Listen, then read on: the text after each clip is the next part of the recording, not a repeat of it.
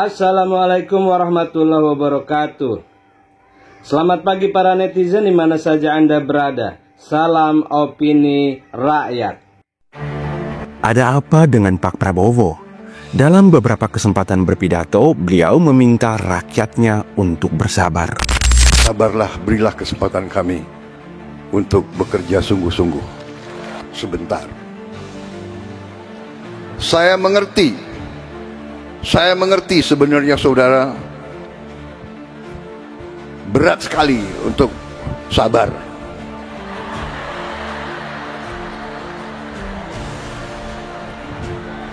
Saya juga berdoa kepada Tuhan, ya Tuhan, ya kan, berilah saya kekuatan untuk memberi hasil untuk rakyat secepatnya. Mengapa Presiden ke-8 ini meminta rakyatnya bersabar? Tak hanya itu, baru-baru ini ia juga menyebutkan bakal ada kejutan besar dalam beberapa bulan ke depan dan mengakui telah mengetahui berbagai akal-akalan. Siapakah yang berani berbohong pada Presiden? Bantu oleh menteri-menteri saya positif, kita akan bikin kejutan-kejutan besar di minggu-minggu dan bulan-bulan yang akan datang. Sepintas omongan Pak Prabowo ini seperti hanyalah bumbu-bumbu atau pemanis bibir belaka. Namun jika Anda mendengarkan dengan saksama setiap pidato yang diutarakan sejak terpilih menjadi presiden, kalian akan memahami bahwa sebetulnya Prabowo sedang menyiapkan sebuah rencana besar yang akan dilakukan dalam waktu singkat demi keselamatan Indonesia. Rencana ini jika dijalankan akan mengubah secara drastis cara kita bernegara sekaligus menjadi batu loncatan menuju Indonesia maju. Itulah sebabnya ia sangat optimis pertumbuhan ekonomi kita bisa mencapai 8% selama 5 tahun ke depan, meskipun banyak negara tetangga maupun negara maju yang meragukan mimpi tersebut. Satu persatu, rencana rahasia itu mulai terendus dan diketahui arahnya. Salah satunya dibongkar oleh Bosman Mardigu yang selama ini mengikuti banyak rapat-rapat terbatas sekaligus menjadi konsultan ekonomi politik dan ketahanan untuk para pembantu Prabowo. Begitu kita sudah bersama power, ini adalah sebuah realita.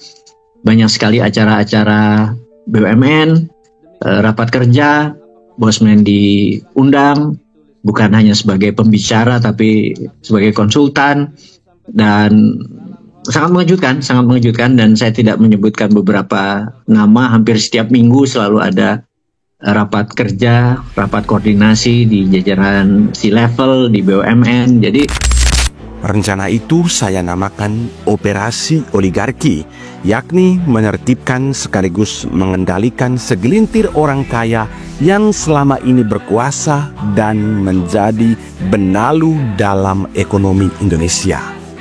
Prabowo tampaknya sudah lama menyadari bahwa kekayaan negara ini hanya menguntungkan segelintir orang yang pundi-pundinya makin bertambah, sedangkan rakyat kecil terus menderita dalam kemiskinan.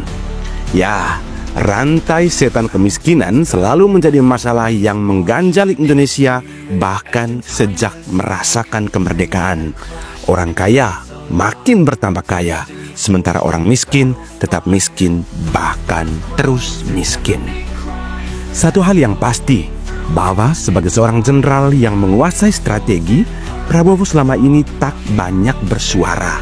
Diam-diam, ia mengamati secara serius sembari menyusun strategi bernegara jika diberikan kepercayaan untuk berkuasa.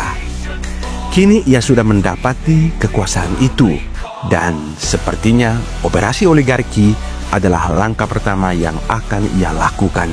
Dan akhirnya terpenuhi juga, dan ternyata ada beberapa belang-belang yang tersisa atau residu dari pemerintahan lama.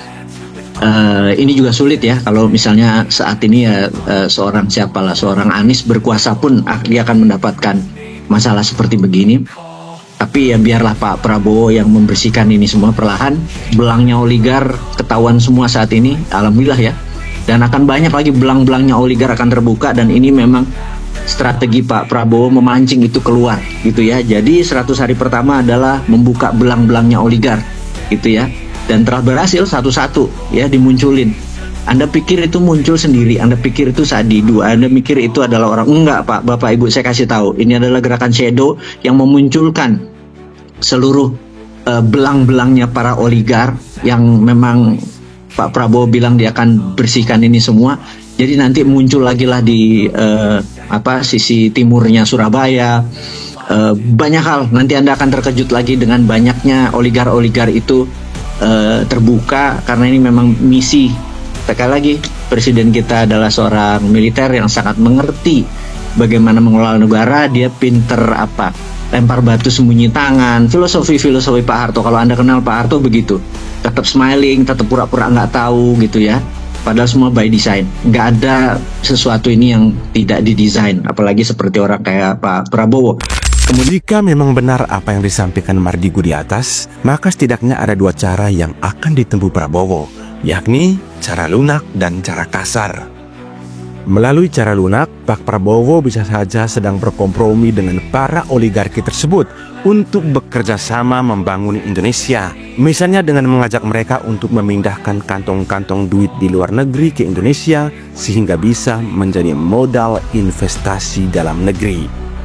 Namun jika cara ini tidak berhasil, maka cara keras pun ditempuh, yakni dengan menggunakan instrumen hukum demi membongkar skandal dan bisnis gelap para oligark tersebut. Satu hal yang pasti, kelompok oligarki di Indonesia sedang menguasai sektor-sektor ekonomi utama seperti sumber daya alam, perbankan, tanah, telekomunikasi, media, dan infrastruktur, yang memungkinkan mereka memengaruhi kebijakan politik dan sosial untuk melayani kepentingan mereka sendiri. Dalam sumber daya alam, oligarki mendominasi perusahaan minyak, gas, dan mineral yang sering menimbulkan konflik kepentingan. Oligarki di industri pertambangan bahkan telah mampu mempengaruhi proses politik dengan mendukung kandidat presiden yang mereka yakini dapat mengakomodasi kepentingan mereka dengan baik. Hal ini telah menyebabkan kemunduran demokrasi yang membuat rakyat tidak sejahtera dan tidak berdaulat secara ekonomi. Akibatnya, dalam setiap momentum pemilu, rakyat tidak punya posisi tawar yang kuat dan terpaksa menerima uang untuk ditukar dengan suara. Namun sekarang, semua intrik jahat bernegara itu sudah diketahui Pak Prabowo. Rakyat sedang menanti-nanti, kira-kira kapan kejutan besar yang sudah dijanjikan Pak Prabowo akan terjadi. Apa yang akan dilakukan Presiden Prabowo dalam bulan-bulan ke depan? Mari kita bersabar. Merdeka! Akan berusaha untuk mengakal-akalin pimpinan. Saudara-saudara, sudah saya katakan berkali-kali, saya sudah lama jadi orang Indonesia. Teknik akal-akal itu semua saya paham.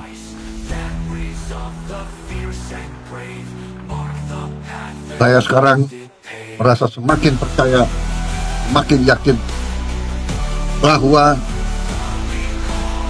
Indonesia